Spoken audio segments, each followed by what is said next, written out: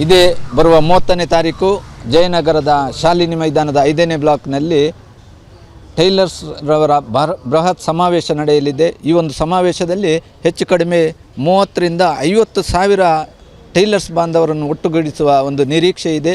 ಈ ಕಾರ್ಯಕ್ರಮದ ಉದ್ಘಾಟಕರಾಗಿ ಸನ್ಮಾನ್ಯ ಶ್ರೀ ಸಿದ್ದರಾಮಯ್ಯರವರು ಈ ಒಂದು ಕಾರ್ಯಕ್ರಮಕ್ಕೆ ಬರುವ ಭರವಸೆಯನ್ನು ಕೊಟ್ಟಿದ್ದಾರೆ. ಆ ಕಾರ್ಯಕ್ರಮವನ್ನು ಉದ್ಘಾಟಿಸಲಿದ್ದಾರೆ.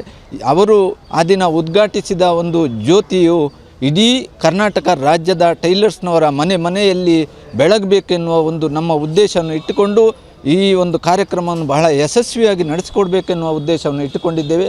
ಈ ಕಾರ್ಯಕ್ರಮದಲ್ಲಿ ಅದೇ ರೀತಿ ಬಹಳಷ್ಟು ಉಪಮುಖ್ಯಮಂತ್ರಿಗಳಾದ ಡಿ ಕೆ ಶಿವಕುಮಾರ್ ಅವರು, ಕಾರ್ಮಿಕ ಸಚಿವರಾದಂಥ ಸಂತೋಷ್ ಲಾಡ್, ಅದೇ ರೀತಿ ಇನ್ನೂ ಹಲವಾರು ಸಚಿವರುಗಳು ಭಾಗಿಯಾಗಲಿದ್ದಾರೆ. ಕೊಡುಗೆ ದಾನಿಗಳಾದ ಶ್ರೀಯುತ ಪ್ರಕಾಶ್ ಶೆಟ್ಟಿ ಅವರು ಕೂಡ ನಮಗೆ ಭರವಸೆಯನ್ನು ಕೊಟ್ಟಿದ್ದಾರೆ, ಬರ್ತೇನೆ ಅಂತೇಳಿ. ಅದೇ ರೀತಿ ಈ ಕಾರ್ಯಕ್ರಮದ ಜೊತೆಯಲ್ಲಿ ನಮ್ಮ ಟೈಲರ್ಸ್ನವರ ಬೇಡಿಕೆಗಳು ಈಡೇರಬೇಕೆನ್ನುವ ಒಂದು ಭರವಸೆಯನ್ನು ಇಟ್ಟುಕೊಂಡಿದ್ದೇವೆ. ಮುಖ್ಯವಾಗಿ ಭವಿಷ್ಯ ನಿಧಿಯನ್ನು ಜಾರಿಗೊಳಿಸಬೇಕು. ನಾವು ನಿರಂತರ 25 ವರ್ಷಗಳಿಂದ ಭಾಳಷ್ಟು ಹೋರಾಟವನ್ನು ಮಾಡ್ತಾ ಬಂದಿದ್ದೇವೆ. ಕಳೆದ ಜುಲೈ 26, 2021ರಂದು ರಾಜ್ಯಾದ್ಯಂತ ಎಲ್ಲ ಜಿಲ್ಲಾ ಮಟ್ಟದಲ್ಲಿ ಜಿಲ್ಲಾಧಿಕಾರಿಗಳಿಗೆ ಮನವಿಯನ್ನು ನೀಡುವ ಮೂಲಕ ಎಲ್ಲ ಟೈಲರ್ಸ್ನವರನ್ನು ಒಟ್ಟುಗೂಡಿಸಿ ಬಹಳಷ್ಟು ಹೋರಾಟವನ್ನು ನೀಡಿದ್ದೇವೆ.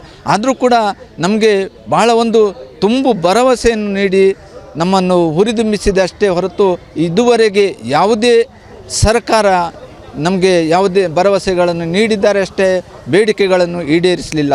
ಬಹಳಷ್ಟು ಬೇಡಿಕೆಗಳನ್ನು ಮುಂದೆ ಇಟ್ಟುಕೊಂಡಿದ್ದೇವೆ.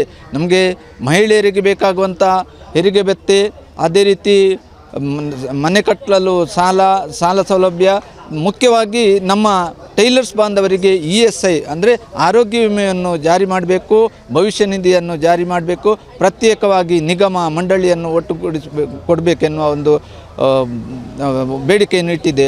ಈಗ ಏನಾಗಿದೆ ಅಂತೇಳಿದರೆ ನಮ್ಮನ್ನು ಜವಳಿ ನಿಗಮದಲ್ಲಿ ಸೇರಿಸಿ ಆ ಜವಳಿ ನಿಗಮದ ಮೂಲಕ ನಮಗೇನಾದರೂ ಒಂದು ಭವಿಷ್ಯ ನಿಧಿಯನ್ನು ಜಾರಿಗೊಳಿಸಿದರೆ ಒಳ್ಳೆಯದು ಅಂತೇಳಿ ಮಾನ್ಯ ಮುಖ್ಯಮಂತ್ರಿಯವರಲ್ಲಿ ಮನವಿ ಮಾಡ್ತಾ ಇದ್ದೇವೆ. ಸ್ವಾದಿಷ್ಟತೆಯ ಸ್ವಾದ, ತಾಜಾತನದ ಆಹ್ಲಾದ, ಉತ್ತಮ ಆರೋಗ್ಯ ಮತ್ತು ಹೆಚ್ಚಿನ ರೋಗ ನಿರೋಧಕ ಶಕ್ತಿಯ ವೃತ್ತಿಗೆ ಈಗ ನಿಮಗೆ ಸಿಗುತ್ತಿದೆ ಉತ್ತಮ ಗುಣಮಟ್ಟದ ಪೌಷ್ಟಿಕಾಂಶ. Shri Vaidik millet health mix, ಇದು ಸಿರಿಧಾನ್ಯಗಳ ಸಂಪತ್ತು.